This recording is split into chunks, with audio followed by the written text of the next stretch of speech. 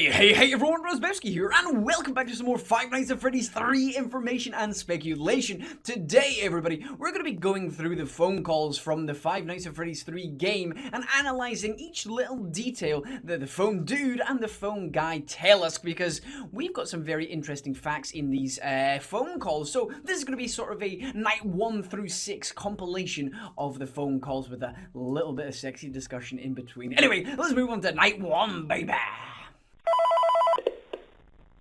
Hey, glad you came back for another night. I promise it'll be a lot more interesting this time. We found some great new relics over the weekend, and we're out tracking down a new lead right now. So let me just update you real quick, then you can get to work. Like, the attraction opens in like a week, so we have to make sure everything works and nothing catches on fire. When the place opens, people will come in at the opposite end of the building and work their way toward you, then past you, and out the exit. Yeah, you've officially become part of the attraction. You'll be starring as the security guard. So not only will you be monitoring the people on the camera as they pass through, you know, to make sure no one steals anything or makes out in the corner, but you'll also be a part of the show. It'll make it feel really authentic, I think. Now let me tell you about what's new. We found another set of drawings, always nice, and a foxy head, which we think could be authentic. Then again, it might just be another crappy cosplay. And we found a desk fan, very old school, metal though. So watch the fingers. Right now the place is basically just, you know, flashing lights and spooky props. I honestly thought we'd have more by now. If we don't have something really cool by next week, then we may have to suit you up in a furry suit and make you walk around saying, boo. But, you know, like I said, we're trying to track down a good lead right now. Some guy who helped design one of the buildings says it was like an extra room that got boarded up, or something like that. So we're going to take a peek and see what we can find. For now, just get comfortable with the new setup. You can check the security cameras over to your right with the click of that blue button. You can toggle between the hall cams and the vent cams. Then over to your far left, you can flip up your maintenance panel. You know, use this to reboot any systems that may go offline. In trying to make the place feel vintage, we may have overdone it a bit. Some of this equipment is barely functional. Yeah, I wasn't joking about the fire. That's a real risk. The most important thing you want to watch for is the ventilation. Look, this place will give you the spooks, man, and if you let that ventilation go offline, then you'll start seeing some crazy stuff, man. Keep that air flowing. Okay, keep an eye on things, and we'll try to have something new for you tomorrow night. Okay, so we've got a couple of interesting things from that first phone call. First of all, the phone dude says, I promise it'll be a lot more interesting this time. Now, this kind of states to me, or at least hints at the fact that we've been here before. We've been at least at this establishment one night before this, which means it's just an extra little fact. So we have already been here, and we've already become familiar with the surroundings, seemingly, and potentially we've already got the spooks. Maybe this is why we start hallucinating, perhaps, because we've already been here, we've been acclimatized to, or at least visually recognized all of the posters that are around the place, the relics, the heads and stuff like that. So there's a little bit interesting information there. A lot more interesting this time. That's one to think on a little bit more. He also mentions fire hazards twice. Is this some kind of foreshadowing from Scott as to do with the ending on night 6 when the place burns down? Or is this some kind of excuse? Are they getting their excuses in early? Oh, by the way, the place might burn down due to faulty wiring. The place is really old. All our equipment is so ass old that it might just spark a light at some point. Are they already foreseeing there might be complications by bringing in one of the original animatronics? And are they getting their excuses in early? Because, I mean, the phone dude now has this information on tape, and he mentions it twice. It just seems a little bit strange. I think it's a little bit more than foreshadowing on Scott's part. I think the phone dude might be getting his excuses in early. Anyway, let's move on to night 2. Hey man, okay, I have some awesome news for you. First of all, we found some vintage audio training cassettes. Dude, these are like prehistoric. I think they were like training tapes for like other employees or something like that. So I thought we could like have them playing like over the speakers as people walk through the attraction. Dude, that makes this feel legit, man. But I have an even better surprise for you. You're not gonna believe this. We found one. A real one. Gotta go, man. Well look, it's in there somewhere. I'm sure you'll see it. Okay, I'll leave you with some of this great audio that I found. Talk to you later, man. Hello. Welcome to your new career as a performer/entertainer for Freddy Fazbear's Pizza. These tapes will provide you with much-needed information on how to handle/climb into/climb out of mascot costumes. Right now, we have two specially designed suits that double as both animatronic and suit. So please pay close attention while learning how to operate these suits, as accidents/injuries/deaths/irreparable and grotesque maimings can occur. First, we will discuss how to operate the mascots when they are in animatronic form. For ease of operation, the animatronics are set to turn and walk towards sound cues. This is an easy and hands-free approach to making sure the animatronics stay where the children are for maximum entertainment/crowd-pleasing value. To change the animatronics to suit mode, insert and turn firmly the hand crank provided by the manufacturer. Turning the crank will recoil and compress the animatronic parts around the sides of the suit, providing room to climb inside.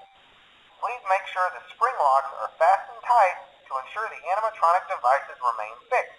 We will cover this in more detail in tomorrow's session. Remember to smile. You are the face of Freddy Fazbear's Pizza.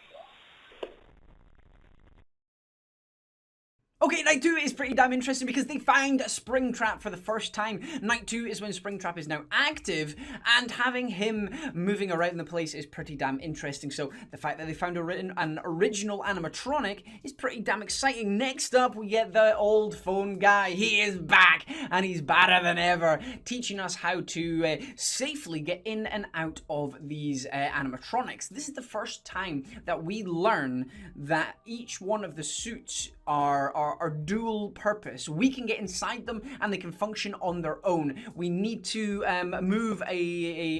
we need to use a hand crank to move the endoskeleton inside it so we can get in and position ourselves fittingly inside. Next, another part of this is he hints at the suits are dangerous if they're used wrong. He doesn't say, he doesn't go too much into this. I think that's later on in the nights that he goes into what happens. But the most important part of all of this, in my opinion, is the fact that they're attracted to sound. These animatronics are attracted to sound. So they can't just go wandering off into the toilets or whatever unless you're having a really noisy shit. He wants to keep the atmosphere alive. So if the children are giggling and laughing and stuff like that, then the animatronics will go towards them, which means when we set off Balloon Boy's laughter, it is the animatronic going and following the laughter. Now, is it just that? Because we kind of assumed that because the purple guy is inside the suit, then it was him going after the child because the murderous the murderous tendency inside him. He is following the kid's laugh, so he wants to go and find the children and kill it. But could it just be that the animatronic's programmed to do that? Maybe that's all it is. Maybe it's just the AI that is being drawn towards the sound. Either way, it's pretty damn interesting. It could be one or the other. Are they fighting against each other? Is it Purple Man that's coming to get you, or is it the animatronic that's separating them, if you know what I mean? Is there an inner struggle, some kind of turmoil in there? I think that would be pretty interesting. We can all agree that it's the Purple Man that's trying to kill you, but is the Purple Man getting distracted because he thinks there's another person around, or does he know the whole time that there isn't actually a kid there and it's just a noise? I think it'd be pretty interesting. Anyway, move on to night 3. Hello. For today's lesson, we will be continuing our training on proper suit handling techniques. When using an animatronic as a suit, please ensure that the animatronic parts are tightly compressed and fastened by the spring locks located around the inside of the suit. It may take a few moments to position your head and torso between these parts in a manner where you can move and speak. Try not to nudge or press against any of the spring locks inside the suit. Do not touch the spring locks at any time. Do not breathe on the spring locks, as moisture may loosen them and cause them to break loose. In the case that the spring locks come loose while you are wearing a suit, please try to maneuver away from populated areas before bleeding out, as to not ruin the customer experience. As always, if there is ever an emergency, please go to the designated safe room. Every location is built with one extra room that is not included in the digital map layouts programmed into the animatronics or security system. This room is hidden to customers, invisible to animatronics, and is always off camera. As always, remember to smile. You are the face of Freddy Fazbear's Pizza. Okay, in Night 3 we learn about spring locks and how they work. They're very sensitive, and if you breathe on them, they could in fact slam back open and kill the person inside. They are deadly, and if you are somehow trapped inside it, then you are going to die. There's no way out of it. Like, the phone guy just tells you, just go and die quietly in a corner away from everybody else. We don't want your blood all over the floor. But, yeah, so that's pretty interesting. The safe room, we learn about the safe room for the very first time. It is hidden away from the main store. Nobody knows about it. That's on the shop floor. Nobody, it's not on the cameras. There's no cameras in there. There's nothing on the digital map. This room is totally off the grid. It is a perfect murderer's hideout. It is the perfect place to go and take somebody away and murder them in that room. There's no camera leading to it. Nobody knows about it, and there's nothing inside, so you can go in, do whatever you wanted in there, and as long as you're not leaving any forensic DNA or data there, then you're gonna get away with it. It's the perfect murder room. Why have they designed a perfect murder room? It doesn't make any sense to me. Yeah, right. Let's move on to Night 4. Hello. There's been a slight change of company policy concerning use of the suit. Don't. After learning of an unfortunate incident at the sister location involving multiple and simultaneous spring lock failures, the company has deemed the suit temporarily unfit for employees. Safety is top priority at Freddy Fazbear's Pizza, which is why the classic suits are being retired to an appropriate location while being looked at by our technicians. Until replacements arrive, you will be expected to wear the temporary costumes provided to you. Keep in mind that they were found on very short notice, so questions about appropriateness/relevance should be deflected. I repeat, the classic suits are not to be touched, activated, or worn. That being said, we are free of liability. Do as you wish. As always, remember to smile. You are the face of Freddy Fazbear's Pizza. Okay, so in Night 4 we learn about the sister location, which was very interesting. This means that at the same time that these diners were open, or at least the chains, then we know there was not just the one open. So you know how we played in Five Nights at Freddy's 1 there, or 2, they weren't the only locations at that time. Or maybe they were then, but you know what I mean. There could have been another restaurant open as a chain, as opposed to just a singular restaurant, which is pretty damn awesome. Now, is this sister location a Freddy Fazbear's, or has it got another name? Is it Fredwina Fazbear's? I don't know. Is it Bonnie's? Because you got Freddy Fazbear, could you have the Bonnie line? Because at that point they were using Spring Bonnie and Freddy Fazbear. So could there have been a Spring Bonnie's diner somewhere else?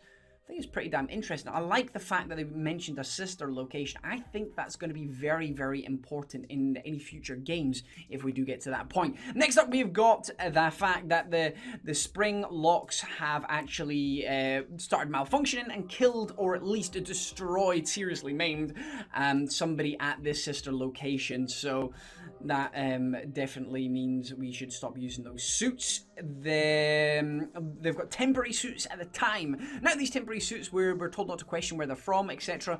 Could these be the purple suits? We see the purple Freddy suit going about in the mini games. Is this the temporary suit?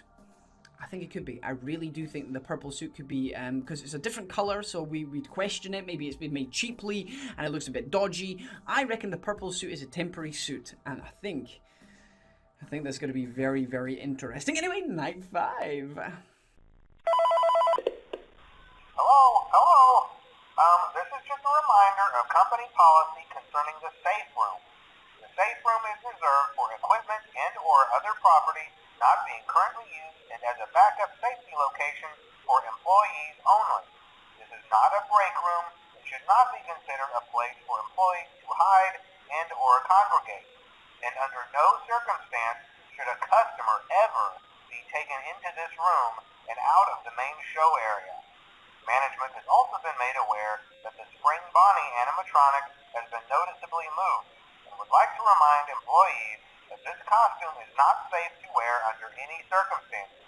Thank you, and remember to smile. You are the face of Freddy Fazbear's Pizza. So night 5 is a lot of focus on the safe room, because the safe room has been... Something's happened in the safe room. Something has happened, and as the phone guy says, under no circumstances should a customer ever be in this room. Now, it looks like a customer's gone missing. They've gone totally off the grid. There's no cameras, there's nothing. This kid has just vanished, completely gone. They obviously suspect at this point that something has gone on inside the safe room, especially because he also mentions that the Spring Bonnie suit has been moved. It is dangerous. You shouldn't be using that. It has been moved. It has been noticeably,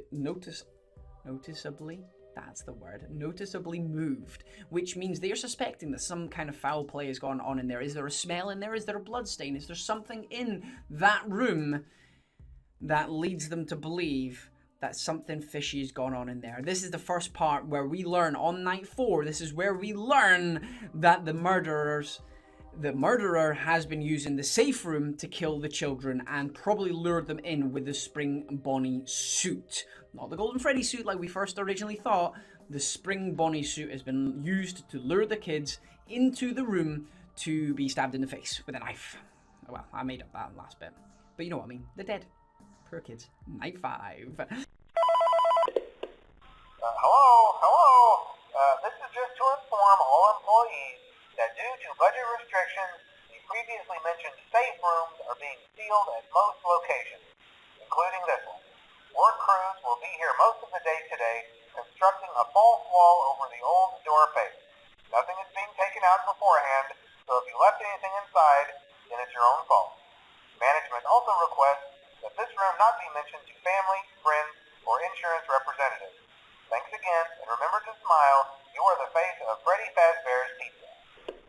So night 6, guys, we've got the Nightmare Night. Now the safe room has been boarded off. They obviously know something's gone on in here. The Spring Bonnie suit has been used to murder the children. They need to lock it off. Now, the bit that I'm not 100% sure about, maybe. I'm just trying to work out where in the timeline this is. Have they found some sort of evidence in these rooms?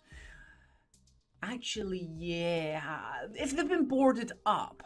See, this is the part that I'm a little bit funny on. Has the purple man died inside this spring suit?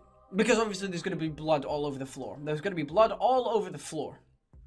So, is he inside the suit at this point? I'm not 100% certain. Because it's a little bit confusing, because why would the phone guy... Because the franchise should have been shut down by then. If we're taking it as literal, right? That the mini-games... At the end of each night, the purple man destroys the animatronics one by one, systematically. Then we get to night 5, the ghosts are all there of the destroyed animatronics, and the purple man goes into Springtrap and dies. If we're taking it as literal, then that happens after Five Nights at Freddy's 1. So when were these phone calls recorded? They sound like really like a long time ago. So, in my opinion, this happens before the purple man dies. I think the purple man comes back to the location and maybe comes to try and destroy the evidence. I think that's what happens. So he makes his way into the room. But it's strange. It really is strange. I'm really not sure. There's a couple of contradictions here. There's a couple of contradictions that I'm not sure about, because it makes more storyline sense. It makes more sense that the purple man is dead inside the suit and it's been boarded off after it. But the phone call doesn't make sense. Why is this happening? There's just so many different answers. It's the night 6 phone call that's really stumping me on what's happening. Maybe you guys know. Is the night 6 phone call before or after the purple man dies inside Springtrap. I think it is before he dies, but it fits better if it's after. It's just the phone call that's confusing me, because the phone guy dies on night 4 of Five Nights at Freddy's 1, so he should be dead by the time Springtrap is activated, or you know what I mean, the purple man is inside Springtrap. It's very confusing. It's very confusing. Maybe you guys know. Let me know in the comment section below what you think of this last phone call. It's very, very confusing, but it is very suspicious whatever's happening. They know what's happened in that room and they're trying to cover it up. They've had enough bad press already without this murder, this secret room that they had totally off the grid has been used for murdering. It does not look good for the company, so they're like, don't mention it to lawyers, please. That's really bad for us. But yeah, I'm gonna have to think a little bit more about night 6. Going over the phone calls is really confusing. I'm gonna have to try and work out a timeline. I'm trying to work that out just now. But either way, guys, hope you enjoyed this video. If you did, then please hit that like button. It really, really is appreciated. And let me know what you think of some of this stuff in the comment section below. Either way, though, guys, I've been Razzbowski. You've been the beautiful bastards, as always, for watching. And I love each and every single one of you. Goodbye!